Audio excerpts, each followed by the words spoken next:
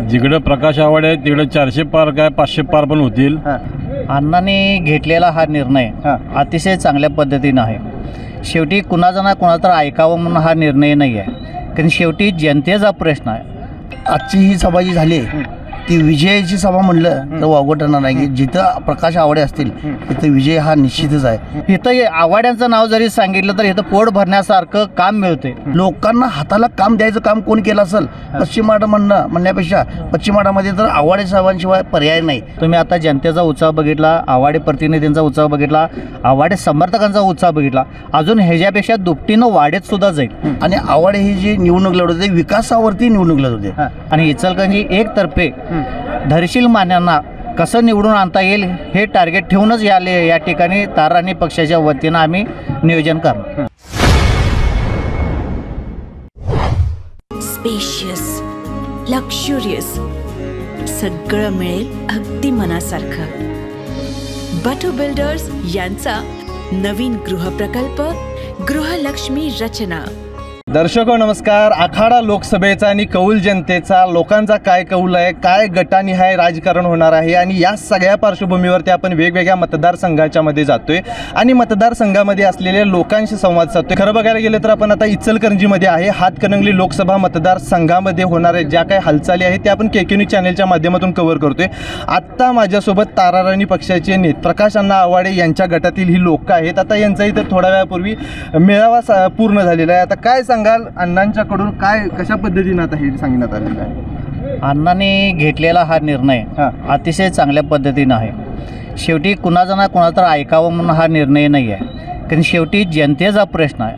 आता गेली हे 5-7 वर्ष जर पाण्यासाठी इचलकरंजी ताणलेलं आहे आणि ह्या ताणलेल्या पाण्यासाठी जे सोळकोड योजना असू दे किंवा पंचगंगा असू दे किंवा कृष्णा नदी असू दे किंवा इचलकरंजीतली नळ जोडणी ज्या ठिकाणी आमचे राजे हत्तीडोह म्हणून ज्यांना समजत होता तिथून पाणी आणून उपसा करून ते डायरेक्ट अण्णांनी ते व्हॉलला जोडून पाण्याच्या टाकीमध्ये आणून सोडला आणि त्याचा हा इफेक्ट आज येतो। हे 2 दिवसातनं पाणी येते। हा लय अतिशय मोठा फरक आहे। भरपूर अशी म्हणजे वस्त्रोद्योग असू दे किंवा ह्या सगळ्यासाठी त्यांचं मोठं योगदान आहे। अण्णांनी दिलेला जो काही पाठिंबा आहे त्याच्याबद्दल काय सांगा?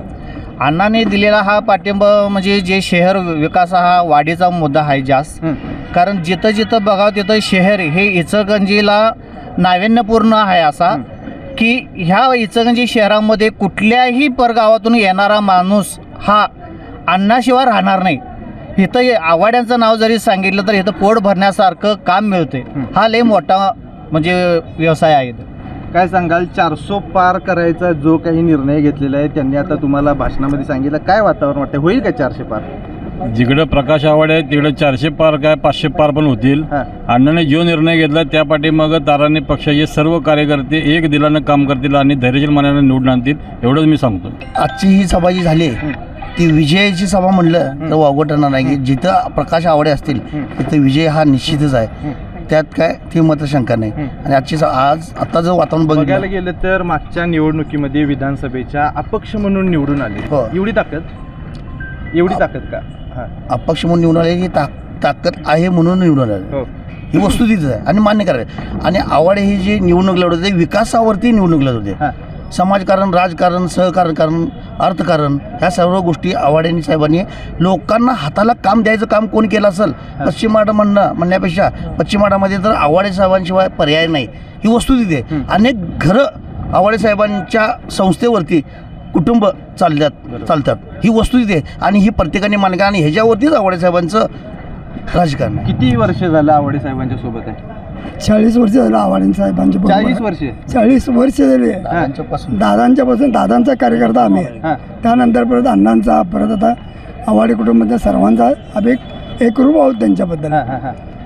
काय पाहिजे तुम्हाला सांगा? काय आता धैर्यशील मानेंना पाठिंबा? धैर्यशील मानेंना पाठिंबा इचलकरंजीचा जर विकास करायचा असेल, इचलकरंजीतल्या गोरगरिबांना हाताला काम द्यायचं असेल तर आवाडे घराण्यातला माणूस पाहिजे। आणि अण्णांनी जो घेतलेला निर्णय आहे धैर्यशील मानेंना म्हणा किंवा मोदींना म्हणा जे पंतप्रधान करायचं आहे 3रा वेळ ते योग्य आहे। आणि अण्णांनी घेतलेला निर्णय कार्यकर्ता या नात्यानं आम्ही तो मानणार इचलकरंजीतली समीकरणं कशी राहतील, म्हणजे अण्णांचं असणारं गट्टा मतदान म्हणा, कार्यकर्ते म्हणा, किंवा हे सगळं आता मी बघितलेली गर्दी म्हणा, इचलकरंजीत किती टक्क्यापर्यंत राहील? म्हणजे पर्सेंटेजवरती जर का बोलायला गेलं तर 4 उमेदवारांच्या मध्ये झालेली आता हे सगळ्या गोष्टी विभागणी, मतांची होणारी विभागणी, जातीय समीकरण फायद्याची कुणाची आणि कशी?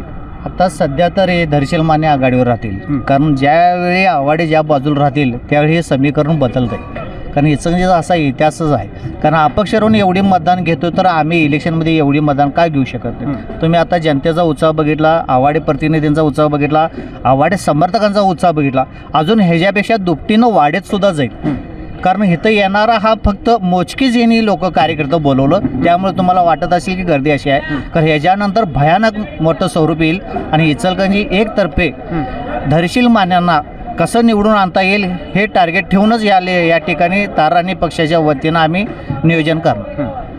तर आता आपण इचलकरंजीमध्ये आहे. आव्हाडे गटाचा पार पडलेला मेळावा आणि त्या मेळाव्याचं केलेलं हे कव्हरिंग KK न्यूज चॅनेलच्या माध्यमातून आपण आखाडा लोकसभेचा आणि कौल जनतेचा हा कार्यक्रम आणि त्या माध्यमातून वेगवेगळ्या लोकांच्या प्रतिक्रिया घेत असतोय. तुर्तास तरी या व्हिडिओसह मी इथं थांबतो. KK न्यूज चॅनेलसाठी कॅमेरामन वैभव पाटील यांच्यासह मी अभिजित. धन्यवाद. अशाच नवनवीन अपडेट पाहण्यासाठी आमच्या KK न्यूज चॅनेलला सबस्क्राईब करा.